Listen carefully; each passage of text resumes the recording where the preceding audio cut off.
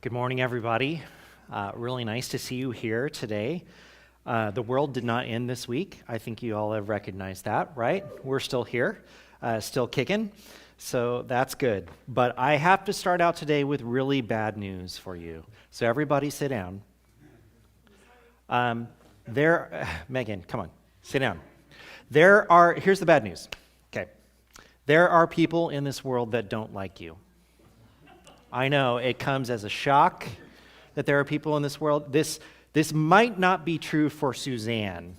Suzanne might be the one person where everybody likes her, but in general, there are people in this world who don't like us for one reason or another. And as a church pastor, I have experienced this phenomenon over and over again as I have been walking through the world being a ray of sunshine in everybody's life. There are some people who instead believe that I was a thundercloud.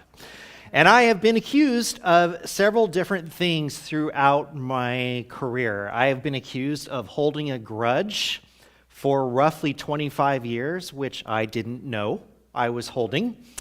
I have been accused of using an illness in my family to manipulate people around me. I have been accused of being spiritually detrimental to a community and that I only do what I want to do and never seek what God's will is for my life. I've been accused of caring about myself more than people in the church, more than my family, more than God. I've been accused of being the worst kind of person the accuser can think of. So whatever that looks like or feels like, whether it's any of these greatest hits, shallow, materialistic, self-absorbed, weak, unfaithful, mean, uncaring, and arrogant. Those are just a few. So the thing is, as a preacher, in your everyday life, people may not approach you and tell you why they don't like you. But for some reason, as a pastor, people will tend to tell you exactly what they don't like about you. And in each of these occasions, I've had to make a choice about how to handle it. And if any of you have ever been confronted by someone in this kind of scenario where you knew you didn't do whatever it was they thought you did, and you had to react. So what do? Do you vigorously defend yourself? Well, I think you're being a little defensive about this. Do you let it roll off your back? See, he knows it's true. He didn't say anything about it. Do you go back at the accuser, telling them exactly what is wrong with them? See, he's not forgiving or graceful. There's no way to win, is there? And one of the hardest things in relationships with people you may have to deal with in your life is trying to convince someone that you didn't do something they thought you did. And I have found myself, again, in this position multiple times. And I remember just, the last time this happened, being so frustrated because there is no way for me to empirically prove that I didn't do this thing you said I did. There were no video cameras following me around during that time. I don't know the people that saw me when I was out and about. I can't attest. I can't provide any of this proof. And therefore, this person who comes to me and says, this is true and you did this thing, all I can really say is what? No, I didn't. Yeah, you did. No, I really didn't. And you know how those conversations can go. But the feeling for me has always been one of helplessness. It's been one of, I think first hurt that someone would think that I am capable of doing whatever it is, and even being some sort of mastermind about it. That's probably the first feeling. Secondly is this feeling of wanting to defend myself. But thirdly is the knowledge that no matter what I say, I'm probably not going to change their mind. And it is a terrible feeling. It is really difficult to convince someone that believes wholeheartedly that you did something that you didn't. After all, what do we do to those people we don't like? And you know who they are. Please don't say their names out loud. You know who they are. What do? We sit back, and this is one of the worst things.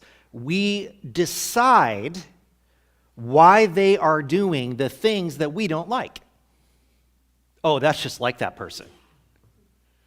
I remember 20 years ago, they did something just like this. Oh, I know why they did this. They did this because of this and that. And they did this because they've never liked that, or they've never wanted this, or they've always sort of been this way. I want you to tap into those feelings tonight because we are about to join Jesus as he is going to face a group of people that are going to accuse him of some things. He spent a great deal of this night before his crucifixion teaching and encouraging his disciples. He reassured them that they were not being left as orphans, that all that was happening and was going to happen was part of God's plan to save the world. He prayed for them, assuring them that God would be with them. He told them of the coming Spirit that was going to empower them and give them all that they needed. And from there, Jesus and his disciples went out to a garden where Jesus was arrested by a group of Jewish and Roman authorities. And this group came after Jesus in force. They were carrying torches and lanterns and weapons to arrest this peaceful, itinerant preacher who had not threatened or done anything against anyone.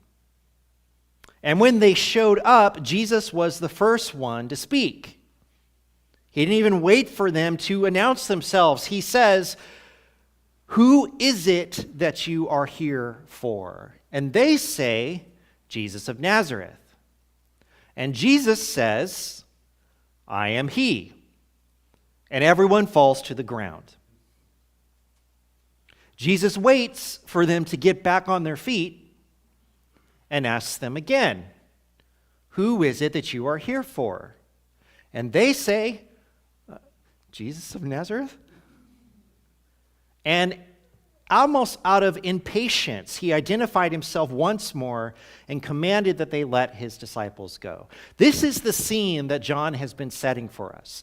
All through this night, Jesus has been teaching, he's been caring, he has been in control of everything that was going on. Even when this mob came out to arrest him, Jesus was the one bossing them around and telling them what they should do next. So this is the Jesus that John has presented to us. He was not a victim being thrown back and forth by the powers of the world around him. Instead, Jesus was filled with great purpose. He understood everything that was going on and why it was going on, and he understood that this path he was walking was set for him by God, and that everything that was happening was not the product of the work or effort of the men around him. It was the plan of God. So we're going to pick up where we left off last week. If you have your Bibles, open up to John chapter 18. We're going to start in verses 12 through 14. And this is kind of the setup for where we are in this next phase of Jesus' long night. Starting in verse 12. Then the detachment of soldiers with its commander and the Jewish officials arrested Jesus. They bound him and brought him first to Annas, who was the father-in-law of Caiaphas, the high priest that year. Caiaphas was the one who had advised the Jewish leaders that it would be good if one man died for the people. Now, there are a few things about this scene that we need to understand in order to move forward, because there are some highly unusual things. Number one, the Roman guards and soldiers are there on behalf of the Jewish leaders, and they do something very odd. They arrest Jesus and then give him to the Jews. It's kind of a strange move and not one that you would expect. If you bring along all of these Romans officials and soldiers, where would you think the criminal would go? With them, back to the fortress to face whatever legal things are going on, but that's not what is happening here. Instead, here is this force and this group. And as we said last week, there would have been more soldiers in town at this time because it was the festival of Passover. And there were more soldiers there to ensure that nothing goes wrong, that nobody gets uppity during that time and does anything against the Roman government. So here they were to make sure that there were no any kinds of uprisings, and they come along with this group of Jewish leaders to arrest Jesus. That's the first odd thing. The second odd thing is that they take Jesus to a man named Annas. Who is Annas? Well, he's not the high priest, which that's the weird part. Caiaphas was the high priest at the time, but Annas was his father-in-law, and Annas was the previous high priest. He was made high priest in AD 6, and normally he would have had this office for life, but apparently the governor at the time found him to be so intolerable, he put him out of office in AD 15. So I guess we can assume that in general, Annas wasn't a terribly likable guy. And as terribly likable guy or unlikable guys are wont to do, he tried to hold on to as much power as he could. And so even though Caiaphas became high priest, people would still refer to Annas as the high priest also, which is weird because they're only supposed to be one. But everyone understands that Annas, to a degree, is the power behind the throne. Though Caiaphas may be high priest, it's Annas that calls the shots. And so when the Jewish leaders, when the authorities, when they take custody of Jesus from the Romans, they take him to Annas's house. And there's one more thing which sort of describes how this is going to go from verse 14. If you look at verse 14 again, Caiaphas was the one who had advised the Jewish leaders that it would be good if one man died for the people. What is John doing by reminding us of this? He's telling us how this is going to go. What is the end result going to be? Jesus is going to die. So as Jesus goes to be questioned, or he goes before Pilate, or he goes before any of these things, is there another possible outcome? No, because he's telling us that the authorities at the time had already declared that it would be better if Jesus died for the people. Now, when Caiaphas said this, was he suggesting that it was going to do the work of God to bring salvation to the world if Jesus died for the people? No, that's not what he meant at all. What he meant was, if this Jesus gets too strong and too powerful, he's going to raise people up who will rebel against Rome. And if that happens, it's better that he die than the rest of us die along with him. Now, we need to note something. What we're going to see is not unique to the situation of Jesus. Jesus is not the only person in the ancient Middle East who did not receive a fair trial. He was just one of many. There was a thought, though, that the Jewish judicial procedure of taking prisoners before the Sanhedrin, that was supposed to be weighted in terms of someone is innocent, sort of a far, far away precursor of innocent until proven guilty. However, in John's account, Jesus never sees the Sanhedrin.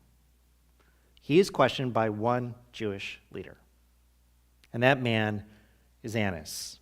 But before we get there, something really bad and personal happens, not just in the life of Jesus, but in the life of one of his disciples. So let's pick it up in verse 15. Simon Peter and another disciple were following Jesus. Because this disciple was known to the high priest, he went with Jesus into the high priest's courtyard. But Peter had to wait outside the door. The other disciple, who was known to the high priest, came back, spoke to the servant girl on duty there, and brought Peter in. "You aren't one of this man's disciples too, are you?" she asked. Peter replied, "I am not." It was cold, and the servants and officials stood around a fire they had made to keep warm. Peter also was standing with them, warming himself. Now, it's not a surprise to us that Peter denied Jesus. We know this is true. It's not a surprise to Jesus that Peter denied him. Guess who it is a surprise to? Peter. Peter did not see this coming. And this is one of the more difficult moments, this one and the one that is to follow. One of the more difficult moments from the gospel accounts of Jesus' arrest and trial. And the reason why it's so difficult is that Peter was 1,000% behind Jesus. He professed and believed that he would do anything for Jesus. In fact, he said so multiple times. So there is no confusion about how Peter feels about Jesus. In fact, when the Roman soldiers, which we talked about last week, could be as many as 200 to 600, come to arrest Jesus, what does Peter do? "I'll save you." Does he think he's going to win? He can't think he's going to win unless he believes God is going to do some sort of miracle there. But we see something about him, this guy who declares that he will never fail Jesus, that he will stay with him, and we see something that's true and difficult, because we see that it's easy to declare that you will never leave Jesus' side when Jesus is standing right next to you. When Jesus was present, Peter was filled with boldness and sought to defend Jesus from any comers. But when Jesus was alone, or when he was alone and away from Jesus, he lost his courage. Now, we need to ask ourselves, what is going on in his brain at this point? And here's what he has to be thinking. Jesus was arrested, taken by the authorities into the court of the high priest. The door closes on him. He's kept outside, and his first thought has to be, this can't be happening. Did he expect Jesus to break free at some point on the way to the house? Do you expect Jesus to stand up with all authority and tell them they couldn't do these things? Perhaps, but he is shocked by these events.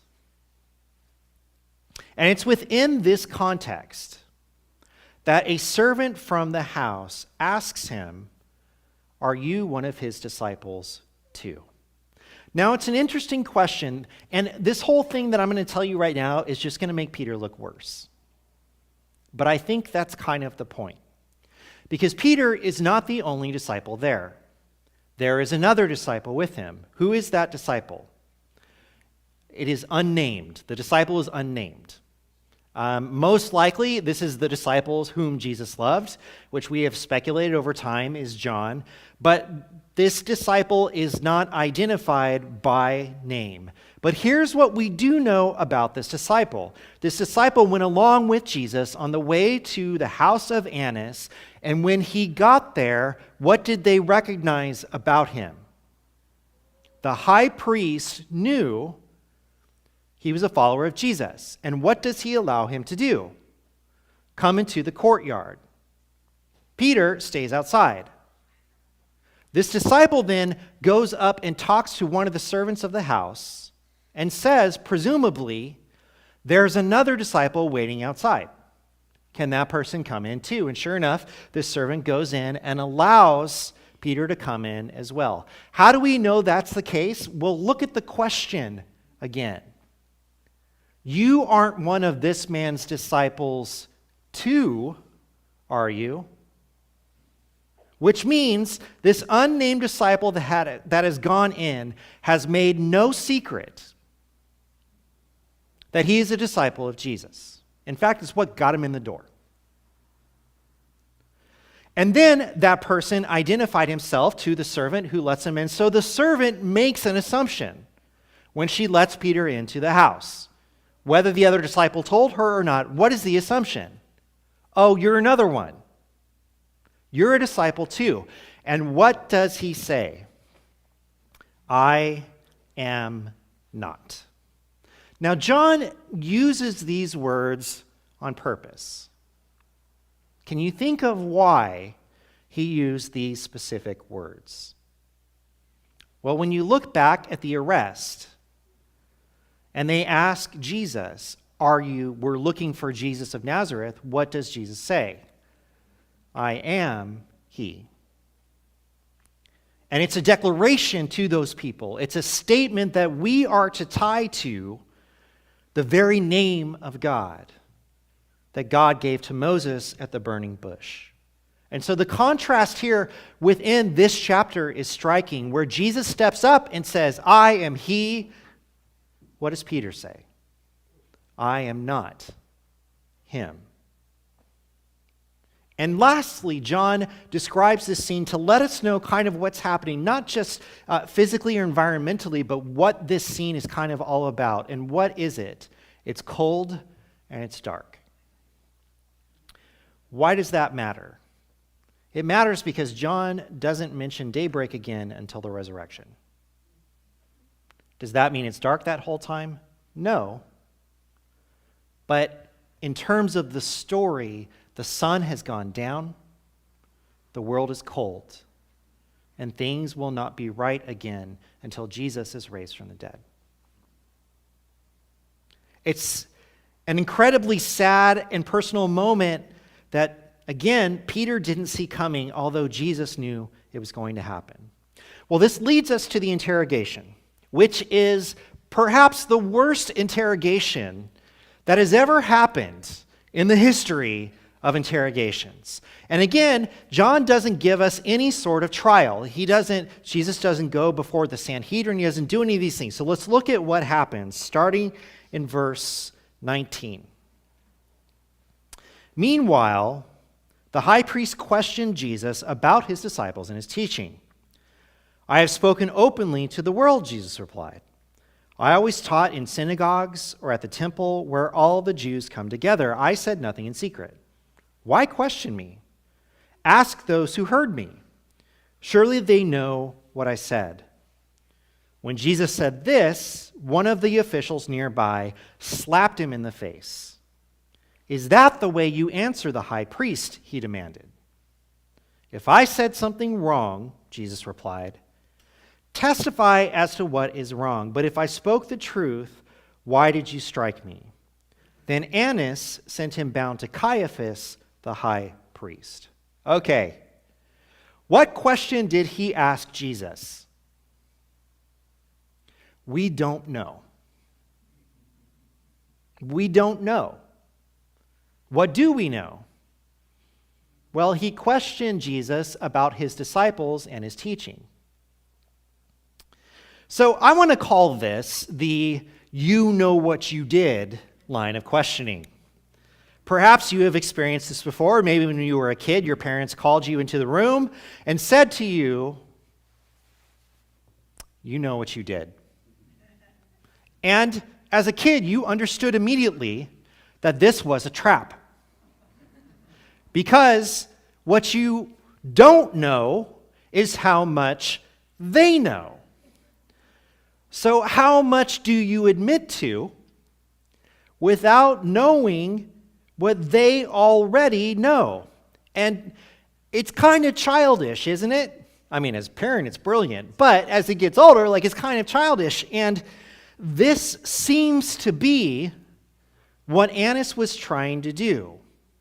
To ask Jesus general questions that aren't even worth mentioning to John, and see if Jesus will admit he did something wrong. He clearly did not know who he was speaking to. And the challenge that he seems to promote is about perhaps what Jesus' disciples did and what Jesus taught. And it's important for us here we get a little bit more perspective from some of the other Gospels. Because when Jesus did have his trial before the Sanhedrin, people came and said, Jesus said this, Jesus said that. More on that in a second. Jesus completely ignored whatever it was that Annas asked him and turned it back on Annas. Jesus' response was to remind the high priest of something very simple. How often had Jesus taught? Pretty often, right? And where did Jesus teach? Pretty much everywhere, so that anyone who wanted to come and hear him could come and hear him speak and teach. In fact, Jesus didn't just stay in these big public areas. He went into the synagogue and the temple itself, the domain of the high priests. And what did he do there? He taught. And so what does Jesus throw back at Annas? You brought me here to ask me what I've said? Everything I've said has been in front of everybody. Did you really bring me here not knowing what I've talked about? Like, are you that guy? And then he takes it a step further. I guess if you weren't there, there are a lot of other people that were there. They can tell you what I said. Why don't you call one of them? I taught in the temple, for goodness sakes. If you wanted to know what it was I said, step outside. Talk to anyone, and they would have told you. Jesus was taking control again, wasn't he? Of the entire situation. And he recognizes and more or less states that, one, this isn't a trial. Two, it's barely an interrogation. It's more like a fishing experiment by someone who doesn't like him and believes that he is a threat to their way of life. This challenge to Annas didn't go particularly well. And for the first time in this account, someone attacks Jesus physically. And this minor authority that's standing there hears what Jesus says to Annas and slaps him. But what's interesting is what he then says, right there at the end of verse 22. Is this the way you answer the high priest? You know who this guy is? Don't you respect him? You cannot talk to him that way. But here's what's so ironic about this situation. Does this official matter at all? No. It's just someone in the room who stands up for what we now know is an impotent high priest, who can't even lead the conversation in the direction he wants it to go. And so this action is not to stand up for the truth, but to stand up for the high priest. And Jesus did not back down. I really think people should have understood what they could and could not say or do around Jesus. Because people fall into these traps every time. He slaps Jesus, thinks he's put him in his place, and Jesus just turns his attention on him. Okay, do you know what I've done? Do you know what I've said? Why don't you speak up? Since this guy doesn't seem to know anything, why don't you then tell us what it is that I've done? Now, let's look just briefly at how this situation is different from what we see in the other Gospels. Some of these things we've already noticed here, but let's just do this one more time. The hearing before Annas is not mentioned in Matthew, Mark, or Luke. He goes to the Sanhedrin, and that's where he is put on trial. And there is an actual hearing there at the Sanhedrin in those Gospels that would have been chaired by Caiaphas. In all three of those Gospels, Matthew, Mark, and Luke, Jesus was hit and also spit on, which spitting on someone then was as bad as it is now. It's not a good thing. And it was considered a degrading and condemning act that you would perform on someone who was considered guilty in Jewish tradition. Again, in those stories, there are witnesses that are brought forward. Some claimed that Jesus would destroy the man-made temple and in 3 days build another. Some had said he claimed to be the Son of God. And these are the charges in these other Gospels that take Jesus to Pilate and to the cross. And the other stories are a lot more dramatic too. In Matthew and Mark, the high priest is so distraught, he tears his robes, wailing over what Jesus has done, and condemns Jesus to death because of blasphemy. So why is it, friends, that this is all we get from John? Why has John written this way? And I want to suggest just something simple. The brevity of this trial points to two things. The two things that are most important to John. Number one, they don't really have anything against Jesus. Even the claims from the other trials in the other Gospels are not brought up. But secondly, and this is the most important part, I think, to John, the only reason why this is happening is because Jesus is allowing it. When they came to arrest him, who allowed that to happen? Who identified himself and went with them? When he's taken in to be questioned, who takes control of the conversation? Who proves that he is in the right, innocent, and the other people are just making things up? Jesus is almost telling them what the next step is. He's almost telling them, okay, now we need to go here. And now we need to do this. John has shown us again that those who stand against Jesus, though they hold positions of earthly authority, they don't have any authority over him. He is unafraid. Which takes us to the last part for this morning, verses 25 through 27. In case you forgot about Peter, he's still in the courtyard, warming his hands by the fire. Verse 25.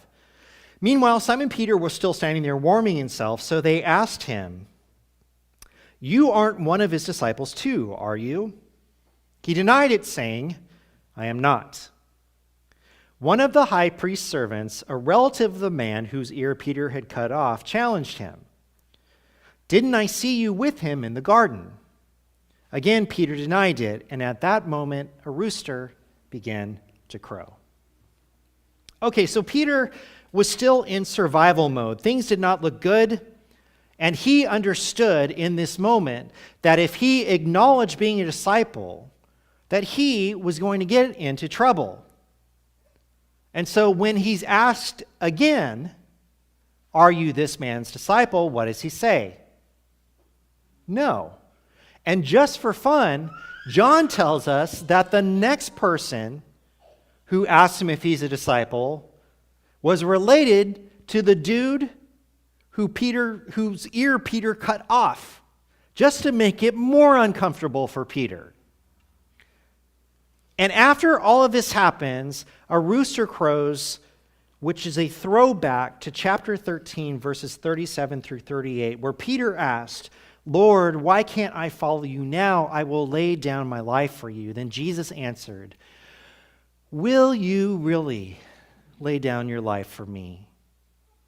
Very truly, I tell you, before the rooster crows, you will disown me 3 times."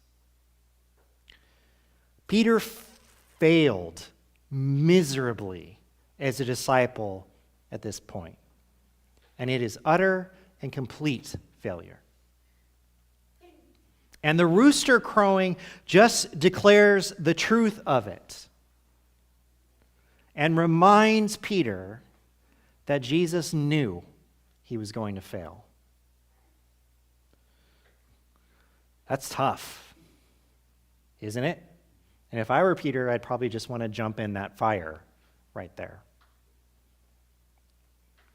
So what do we learn from this story? We've talked about Jesus being in control. We've talked about all these things, but I want to suggest that part of the point of this story is not just to show us how Jesus was in control, but these stories put humanity under the microscope. It's not Jesus who is on trial during these sections, is it? Annas and Peter. Annas, the leadership of the Jewish establishment. Peter, the impulsive, vocal leader of the disciples. Annas represents the strength of those who follow God and call themselves his children.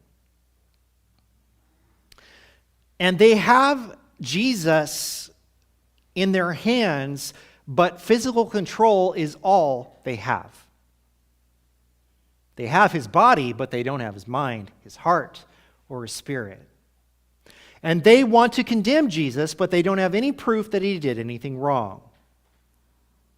And a confrontation that is supposed to draw out the truth about how Jesus has gone against God turns instead into this pointless physical confrontation about whether he respects the high priest, not about whether he follows or speaks against God. It is a pathetic grasp at human power. Peter represents again the most outspoken of the disciples. He is the boldest follower of Jesus, for better or for worse. But when the church is reading this gospel, somewhere around 90 or 100 AD, who was Peter to them?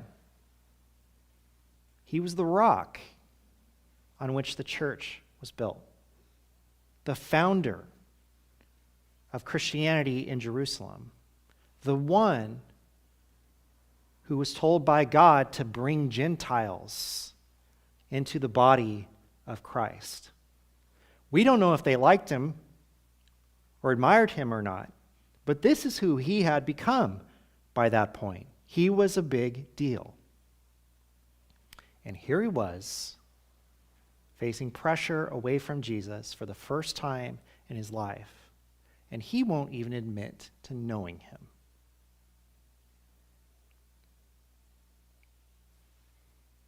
So how does humanity look in this chapter? It's not a good look, is it? Their power is empty. Their promises are hollow. They are, in many ways, in these moments, the worst of what the followers of God can be. Abandoning him, abandoning God, protecting themselves, seeking their own interests. And it would be hard to imagine that there's any sort of good news. But we've already been given the good news in the story. Because Jesus already knew this was going to happen. Like we said, Peter might have been shocked that he did this thing. But Jesus was not surprised. Jesus refused to be bullied in the moment. He refuses to change direction. He pushes the entire story to its next point, which is standing before the Roman governor who actually has the power to put him to death. And he knows that that is the next step that will lead him to what? Suffering and death at the cross. He's the only one who knows what he's doing. So why does he do it?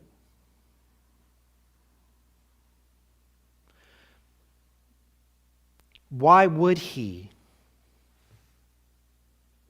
take these steps for a people that want him dead? For a people that are so wrong about him, they can't even find the words to express the wrongness. We just know he's a bad guy. Why would he take these next steps for followers that he knew would betray him the moment the water got hot? Why would he do that? And the answer is because he is, in fact, not like us. He is the Son of God. And he was sent to this place. You're ready for it, aren't you? Not to condemn the world, but to save the world through him. And in order to come and save the world, what does Jesus have to know first? They need saving. And so he is the one who was the least surprised, the least overcome, the least emotional by all of these things. And he knows he is standing there precisely because Peter is going to fail. And he's going to do it again. And again. And again. Which reminds us of something so wonderful.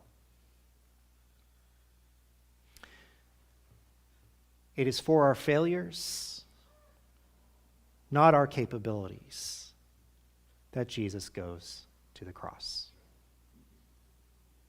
It is to overcome what we cannot. It is to provide life when the only choice we have is death.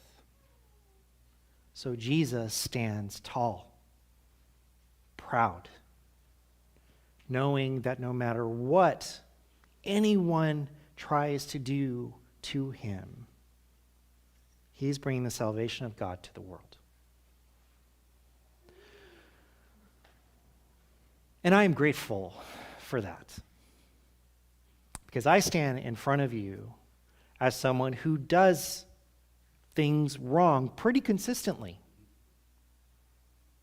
As someone who has hurt people, who has done things that I haven't intended to do,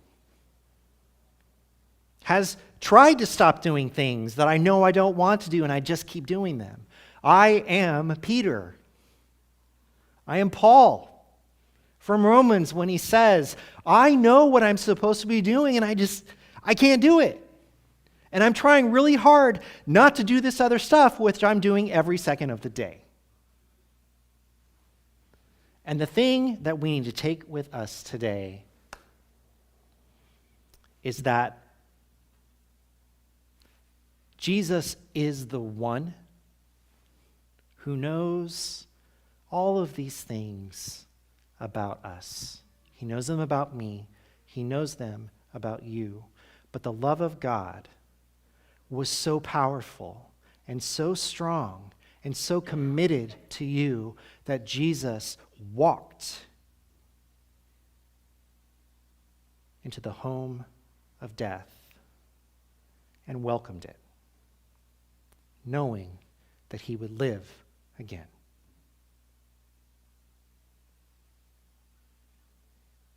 That is good news. That we should consistently, every moment of the day, be grateful for.